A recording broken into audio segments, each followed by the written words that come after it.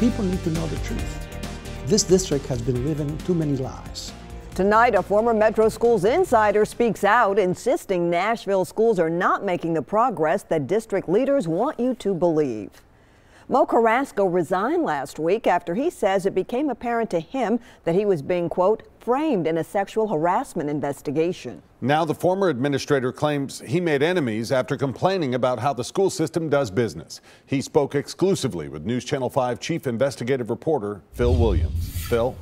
The criticisms come from a man who goes way back with Metro Director of Schools, Dr. Sean Joseph. They worked together in Maryland. Then in 2016, Joseph brought Carrasco to Nashville to head the district's worst performing schools. Dr. Joseph is someone I trained as a first-year principal. I mentored him for a long time. It's a professional relationship that became a friendship. So when people ask what is I've been doing, just tell them I've been working. But in his friend, Carrasco now sees a man who's come to believe his own PR. This is one of the few districts where I've ever worked where the number of vacancies goes up instead of down. People are leaving. People are not happy. And we keep saying to people that everything is great and that we're making progress. We are not making progress. So why are people leaving? There is a climate of mistrust. We're taking a test right now. Privately, many veteran educators will tell you the same thing. Part of that mistrust, Carrasco says, has come from Joseph's failure to tap into the knowledge that was already here, opting instead to bring in a slew of outside consultants to tell teachers how to teach.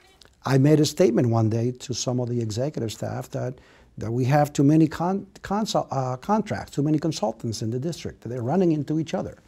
And I don't think that was taken very well. This particular school isn't. Joseph raised eyebrows when he came to the district in summer 2016, pushing through hundreds of thousands of dollars for consulting contracts. You have dynamic talents. Contracts like Gallup's StrengthsFinder program that was supposed to help district employees reach their full potential. What has the district received from all of that money that's been spent? Your guess is as good as mine. We haven't even talked on how to turn those talents into strengths.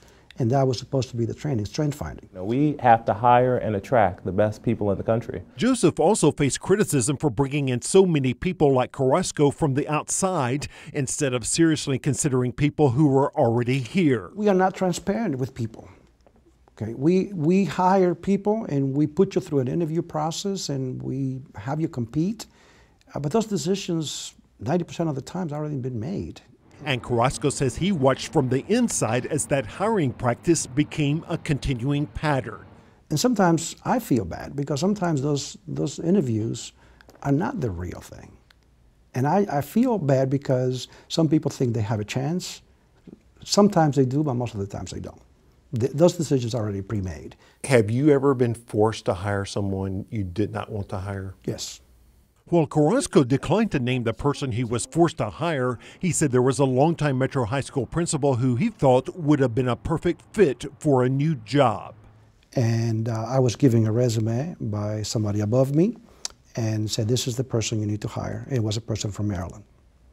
And I said, this person doesn't have enough experience. And I was told, this is the person you need to hire. This afternoon, Metro Schools released a statement insisting that the allegations against Mr. Carrasco should not affect how the public views the school system.